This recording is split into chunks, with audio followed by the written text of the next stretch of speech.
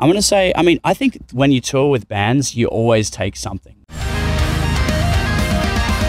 Full Force 2024, I'm here with Make Them Suffer, Alex and Sean. Hello guys, how are you doing?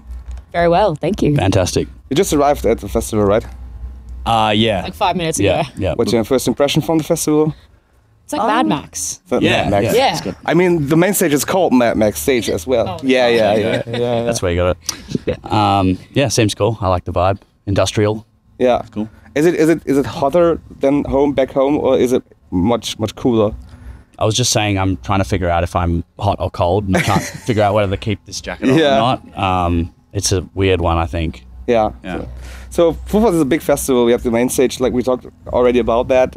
What's more favorite for you? The bigger festivals or more the smaller club shows? I prefer festivals. Yeah. Yeah, I think festivals probably, just for the excitement of them, but they can also be a lot more stressful. But yeah, definitely festivals have the highest ceiling for how well they can go, I think. It's cool. Yeah, cool.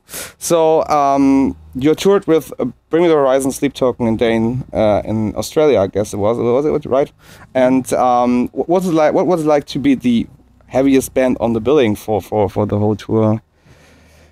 Pretty sick. No, I don't think anyone really cared. Yeah. What we were.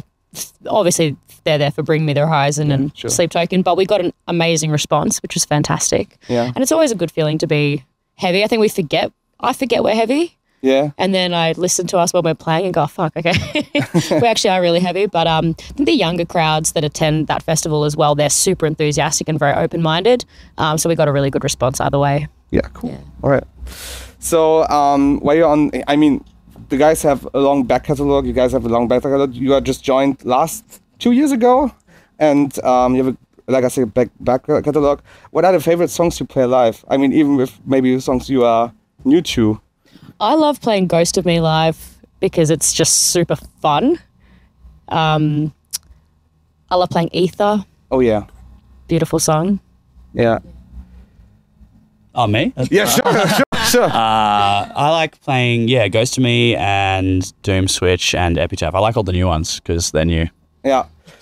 Good call. Actually, I wanted to talk with you about older stuff, right?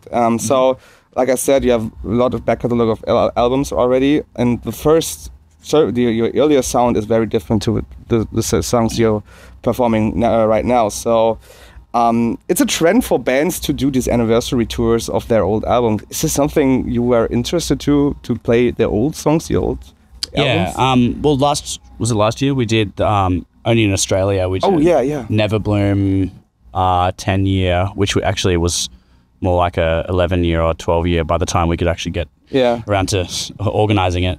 And that was definitely cool. It was cool to like kind of showcase those songs and showcase the band that we were back then. I'm also very relieved that we don't have to play as like a large quantity of those songs, because young Sean just like tried to write as many possible words into a song as he could and didn't leave any space for breathing or anything. Yeah. So when we write now, I definitely consider the live show as, part of how it's going to be played out on stage and stuff. So it's cool. We were talking about how we really like the album Worlds Apart and how we might want to revisit that in some way later down the track. But at the moment I think everyone's just very excited on the direction we're going and the new stuff. I remember you said somewhere else that the songs from Never Bloom are pretty much the taxing on you for the voice, and like you said, with the much words, with the breathing techniques, and well, there's that, and then also just I prefer to move around on stage and run from side to side, and the songs don't really allow me to do that. So for that reason, I pretty much don't really enjoy performing them as much as some of the other songs. I still enjoy them to an extent, but heading back to the newer sound, of course, are there any elements or maybe even inspirations you got from the last weeks, years and months where you would just say, that is something we want to include in our next music, maybe even? Well, What do you reckon? I think that would be one for you. Sean's definitely more, you're the writer and the creative head behind it. Well, yeah, but Nick does all the crazy stuff on the guitar. I'm going to say, I mean, I think when you tour with bands, you always take something from them. You know what I mean? Like, we toured with Acacia Strain, who are playing today, and then the next single we put out after that tour in the States with them was like Hollowed Heart. Yeah. And, you know, then after we toured with Bad Omens, the next single we put out was Ghost of Me. And if you look at those songs and compare kind of like with releases, you know, a song that comes out like 6 months after we tour with the band or 8 months after we tour with the band, you might be able to find just little subtle things that, you know, we've picked up along the way. But I think, I think bands are definitely influenced by the bands that they tour with. If they're, you know, if they're a sick band, both Acacia Strain and Bad Omens are rad. So so we were also at Rock am Ring 2 weeks ago at the festival, and unfortunately Bad Omens had to drop from the billing because of Noah had some mental health issues, a burnout syndrome and stuff. You as well have experience in touring and all that stuff and music writing. What keeps you cool at times to be maybe not go in this burnout direction? Have you anything to cope with it? Have you find ways to get along with the stress? It's really hard. Okay. Each day feels different, I feel like. And this is our 11th week of 3 consecutive tours. I am burnt out.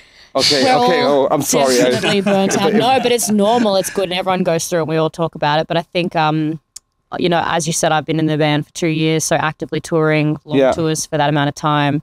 The first long tours we did were very different. We'd drink more, party more. It was more like day by day, who cares? Then each time we'd enter another cycle of that longevity in the touring, we would find ways to take a bit more care each day. And then this time around, I think we've all come into it. We go to the gym, we do a lot of walking, try and eat good food, don't really drink as much anymore. It's not as rock and roll, but it gets you through a bit more. But at this stage, I think we are at our limit of survival of the fittest mentally. It's like each day's a battle. Like you get up and you're like, I'm going to fucking do this. I can do this. Like it's that level. And I think every artist will go through that because you can't have constant change, lack of sleep, adrenaline. You can't have all of those things and feel normal. So you just got to get through it. And not kill I'm each sorry, other. I don't want to trigger you.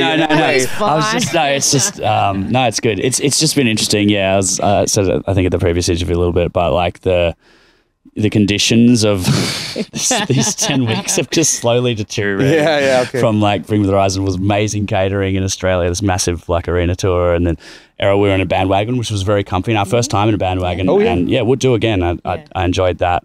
And then this one's like we're in like a van. It's like converted into, you know, it's got bunks in the back and stuff like that. But there's 9 of us in this. Yeah, the width of the bunk is more narrow than my torso. Oh, all right. So it's a little uncomfortable. But but then, you know, you think you're struggling and then you play an amazing show. And that's what yesterday was for us. I'm hoping what today's going to be as well. And it picks up your spirits again and you're just like ready to go again. Okay, last question, and it's probably the most boring question ever, and the fans are crying for it in the comments of YouTube. Can we expect another album? The next album? What can you tell us? We have alluded to it on Instagram. Have we? The future, we have. The future. We've alluded to the future. The very not too distant, exciting future that everyone's waiting for. That's all I'm going to say. Okay. Big things coming. Okay. Watch this space. Okay, cool. Thank you for your time. We have an amazing day on Full Force and great rest of your tour. Thank you. Thank you. I appreciate it. Thank you very much.